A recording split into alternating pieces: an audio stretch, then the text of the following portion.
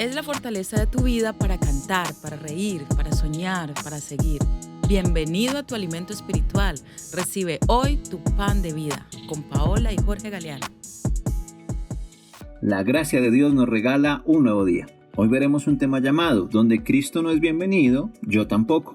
Es un tema de interés para todos, por eso te invitamos a que te quedes conectado hasta el final, lo compartas y le des like. Quiero hacerte algunas preguntas que te introducirán en este tema.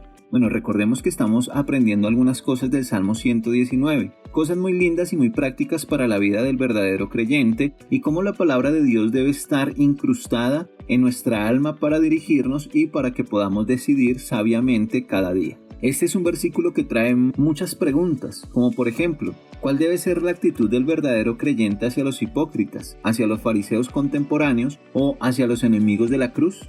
¿Qué debo hacer? ¿Odiarlos como dice el salmista o amarlos como enseñó Cristo? Precisamente nuestro versículo está allí en el Salmo 119, el verso 113. Odio a la gente hipócrita, pero amo tu enseñanza. En el contexto del Salmo se nos da la respuesta, y es a no odiar al enemigo o al hipócrita, pero sí sus actitudes de hipocresía y anticristianismo.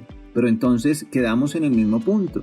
Porque si eres como yo, que no soportas a los hipócritas que dicen ser creyentes, pero con sus actos demuestran todo lo contrario, si no soportas la maldad de este mundo y del ser humano, entonces ahí entraría otra pregunta, ¿estaríamos obligados a ser amigos de este tipo de personas? Pues este versículo nos lleva a descubrirlo. En uno de los vocablos hebreos que se usa dentro del contexto, esta palabra odio se traduce como escondido o oculto. Y la palabra hipócrita quiere decir que es de doble lengua, que tiene dos caras. Aquí se hace referencia a que debemos estar apartados de aquellos que son hipócritas, escondidos o ocultos a sus hipocresías, y que no debemos participar de ellas. El Salmo nos dice que debemos ser muy tajantes con aquellos que consideramos amigos, que aquellos amigos en verdad son los que aman la palabra de Dios y la viven.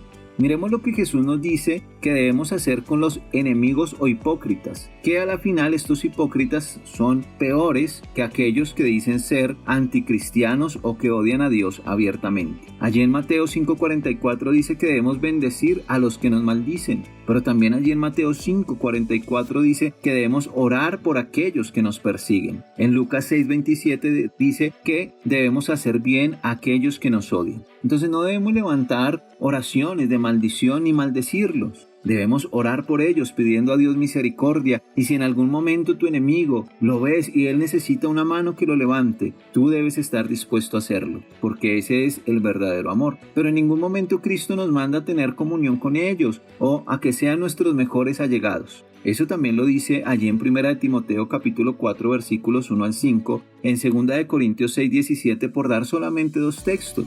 ¿Qué dicen estos textos? Que debemos apartarnos de los hipócritas que han recibido y siguen falsas enseñanzas, y que debemos salir corriendo de su lado.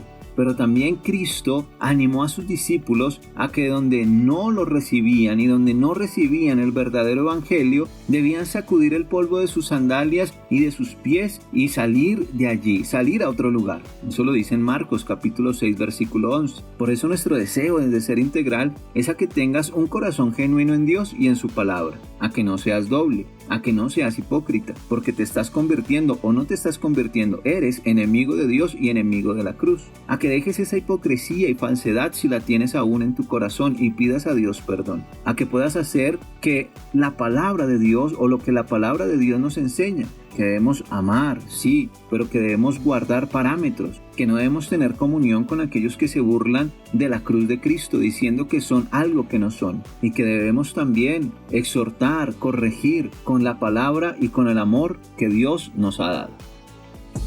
Recuerda enviar tus peticiones de oración a nuestros canales de contacto. Además, no olvides compartir este pan de vida con tus amigos y familia. Dios te bendiga. Te esperamos en un nuevo podcast del Pan de Vida.